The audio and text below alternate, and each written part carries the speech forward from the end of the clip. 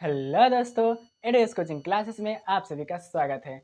दोस्तों, आज हम लोग बात करने वाले हैं क्लास 12th केमिस्ट्री के अंतर्गत लेसन नंबर 1, जिसका नाम है दोस्तों बिलियन। इस बिलियन लेसन में दो बहुत ही इंपॉर्टेंट टॉपिक है दोस्तों, जिसका नाम है मोलरता और मोललता। ये जो टॉपिक है दोस्तों, वो एग्जाम में 3 से 4 नंबर के पूछ दिए जाते हैं। तो आज हम आपको इस टॉपिक के बारे में पूरा डिटेल से मैं आपको बता दूंगा, जिससे आपके 3 से 4 नंबर कहीं कटने वाले नहीं हैं। ओके दोस्तों, तो चलिए हम इस टॉपिक के बारे में बात कर लेते हैं। तो दोस्तों, जो मोलरता होता है, मोलरता होता क्या है?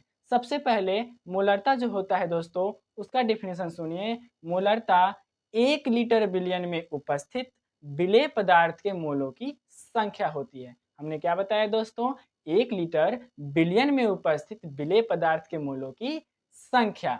जैसे अगर मान लीजिए आपने 1 लीटर का कोई बिलियन लिया, जैसे भी मान लीजिए आपने चीनी और पानी को मिलाकर एक शरबत बनाया, जिसका आयतन 1 लीटर है। उसमें विलेय क्या है दोस्तों?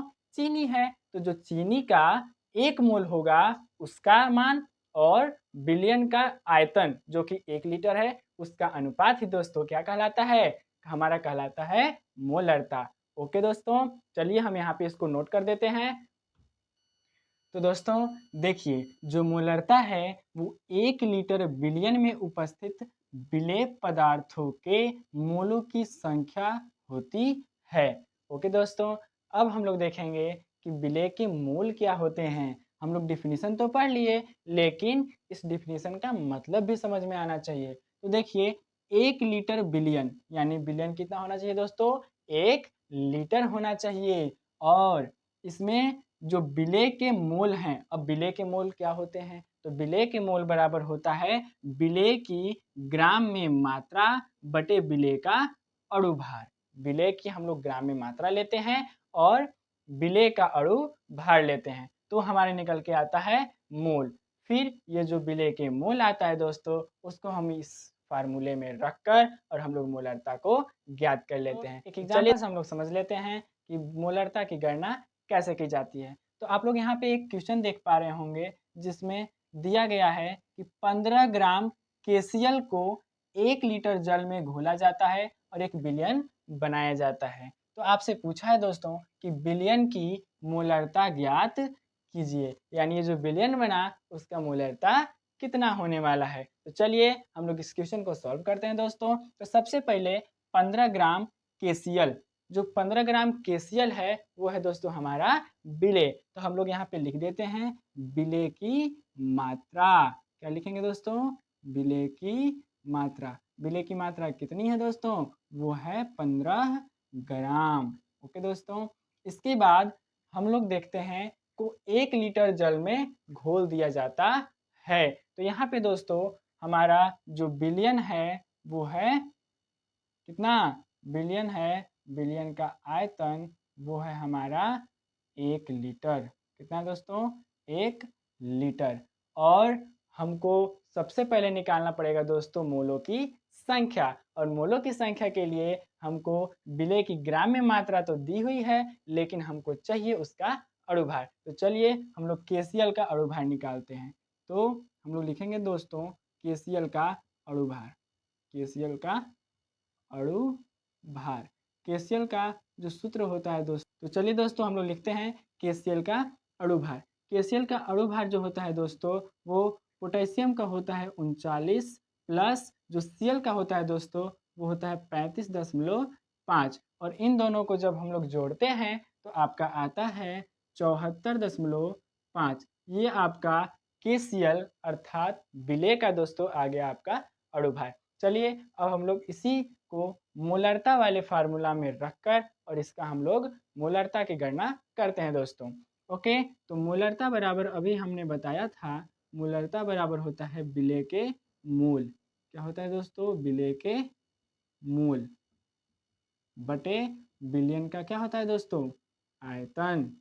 बिलियन का आयतन होता है, बिलियन का आयतन। इस बिलियन का आयतन ये किस में होता है दोस्तों? लीटर में होता है। तो चलिए दोस्तों विलेय के मोल में हम लोग रखते हैं। तो विलेय के मोल बराबर हम लोग पढ़े थे विलेय की ग्राम में मात्रा। विलेय की ग्राम में मात्रा कितनी है दोस्तों? 15 ग्राम है तो हम यहाँ पे लिख देते हैं 15 ग्राम बटे इसका अणुभार कितना है दोस्तों, अभी हमने निकाला है 74.5, उसको भी हम लोग यहाँ पे रख देते हैं 74.5 और एक बटा लगाते हैं और इसके नीचे बिलियन का क्या दिया है दोस्तों, आयतन। तो अभी हमने देखा बिलियन का आयतन कितना है, बिलियन का आयतन है 1 लीटर, तो हम यहाँ पे लिख देते हैं 1। ओके दोस्तों, अब इसको हम लोग सॉल्व कर देंगे, इसका बटा 1 लगा देंगे दोस्तों, अंदर का गुणा अंदर से हो जाएगा तो नीचे लिखा जाता है दोस्तों, और ऊपर बाहर का गुणा बाहर से होकर ऊपर लिखा जाता है। इसको जब हम लोग सॉल्व करते हैं तो कुछ इस तरीके से आता है 15 इंटू 1 बटे 74.5 इंटू 1।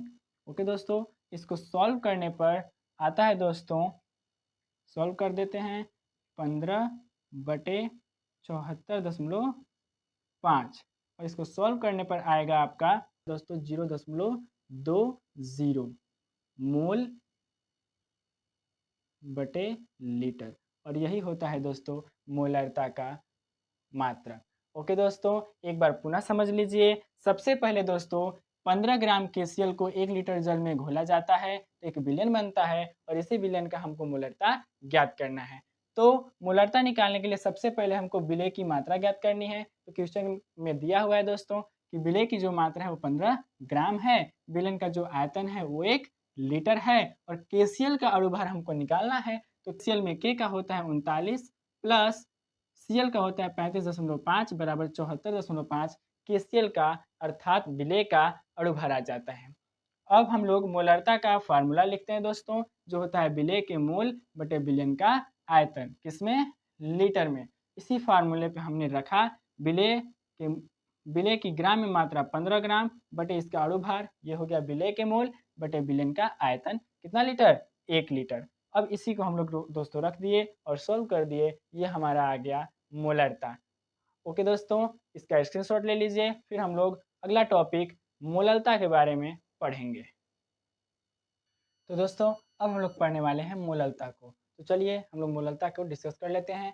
तो जो मोलरता होता है दोस्तों वो 1 किलोग्राम विलायक में घुलित विलेय पदार्थ के मोलों की संख्या होती है, उसी को हम लोग क्या कहते हैं दोस्तों, मोललता। यहाँ पे थोड़ा सा गलत हो गया दोस्तों, यहाँ पे मोललता होगा।